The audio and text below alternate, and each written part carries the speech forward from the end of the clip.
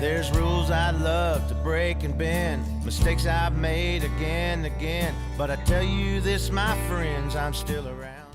As the sun was coming up, Alvin and Jerry pulled up in Jerry's pickup into the park where I was hitting golf balls.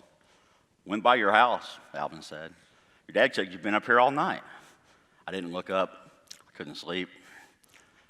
"There ain't no lights," Jerry said. I pointed with my 9-iron to the balls clustered in the grass 170 yards away. "They're easy to find. What's up, guys?" "Go home and pack a bag," Alvin said. "We're going to Turkey. Meet us at Jerry's." "The country?" "What? Hell no. Turkey, Texas." I laughed and hit another ball. "I am not going to Turkey, Texas." "Man, it's Bob Wills Day," Alvin said. "There's going to be beer and moonshine. We're going to party in the desert like it's 1999. "It is 1999, dumbass."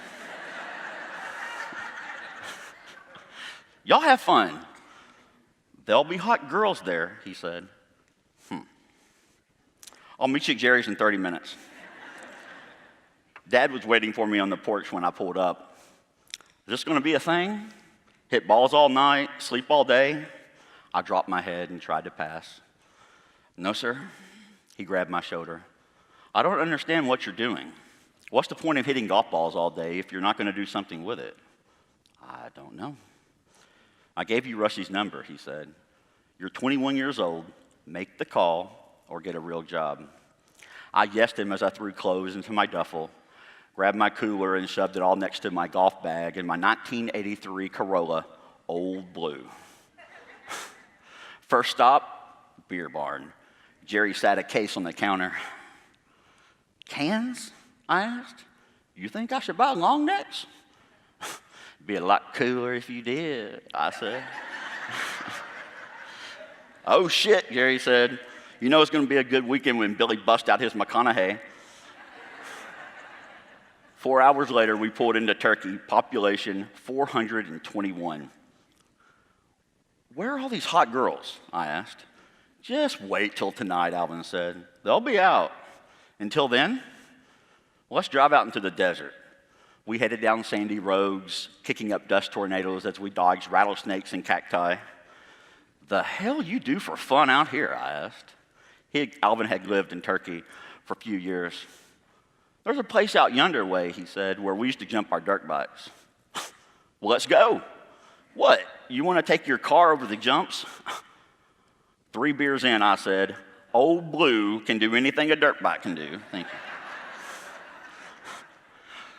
There were 2 main drags, one with small mounds spaced over 50 yards, the other a long straightaway with an elevated railroad crossing that was about 7 feet high. After a couple of easy runs, I decided I'm ready to jump the railroad crossing, so Jerry climbed in. When we reached the incline, we were going 45 miles an hour. We landed hard, and the car bounced a couple of times and then whined and stopped. And then Alvin climbed in next.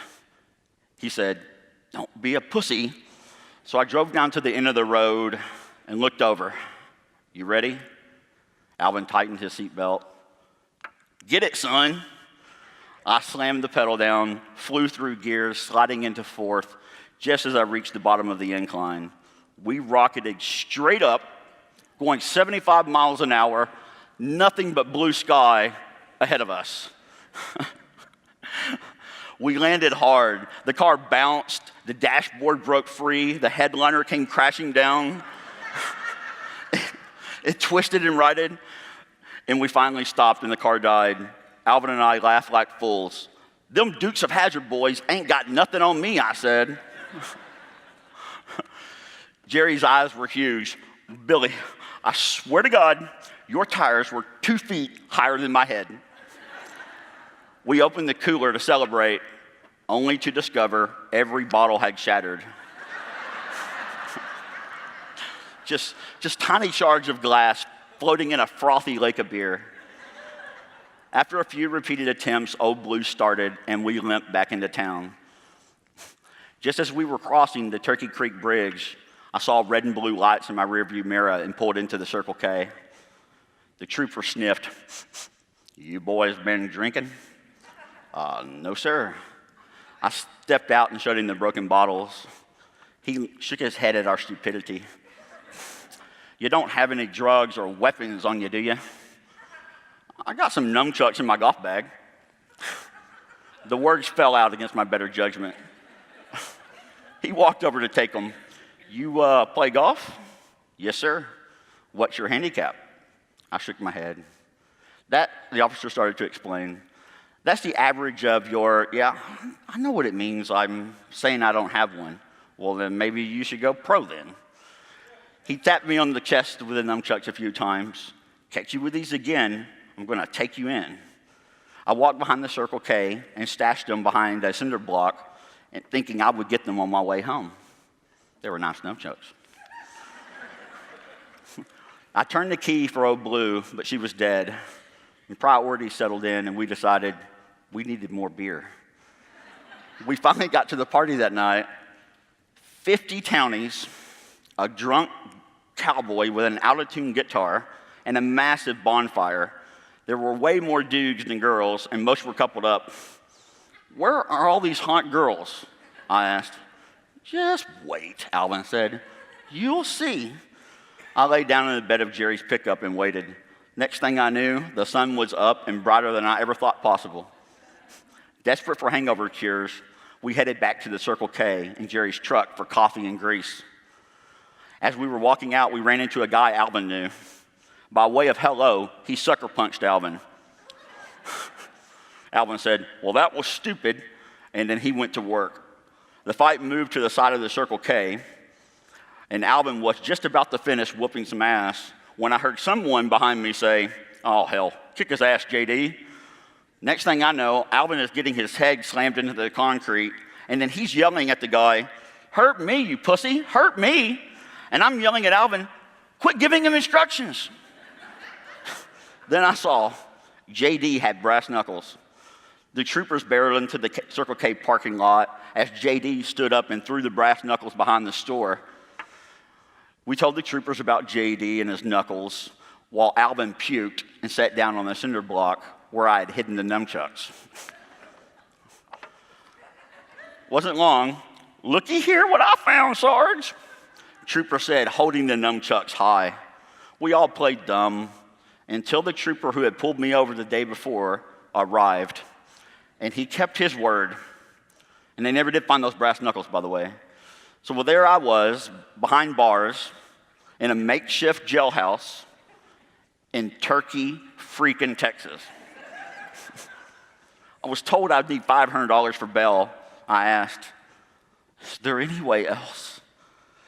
You have any collateral? My car. You'd have to leave it here. You'll give me the keys. Yeah, that's not a problem. Does it run well? Oh, she'll run all over the map. After I signed some paperwork, we piled into Jerry's truck, eager to leave town before they discovered old Blue was dead. The drive back was silent. I was picking up a story to tell my parents. The car had broken down in Turkey, and Alvin would be taking me back when it was ready. And the lie worked pretty good up until the bail bondsman called my dad for the title. After my dad sent it, he issued the ultimatum. Get your act together, son. We are done. I dug the paper out of my wallet and called Rusty, the pro at the Shores Country Club. Rusty agreed to bring me on as a pro, provided I passed a PGA player's ability test. So with Alvin as my caddy, went down to Houston and I passed the PAT. 6 months later, I invited my dad to play in a fundraising tournament to cover the cost of PGA school. When he arrived, I was in the banquet room getting the auction ready. Looks like a great turnout, he said as he entered. Yeah, I think so. Should have about 120 players, I said. Hey, I got something for you, by the way. I tossed my dad a golf ball. That's the ball I finished the PAT with. Dad looked at the ball and laughed. How hard was it to sign a golf ball? It wasn't easy. And them being round and small and all, very difficult. I reckon not. The ball's great and all, he said, but I'd rather you pay me the $500 you owe me for the lawyer, than this ball. Then he kind of squinted at me and he cocked his head and he said, "You thought the ball was going to make me so happy that I would forget about the $500, didn't you?" Yeah, that was the plan.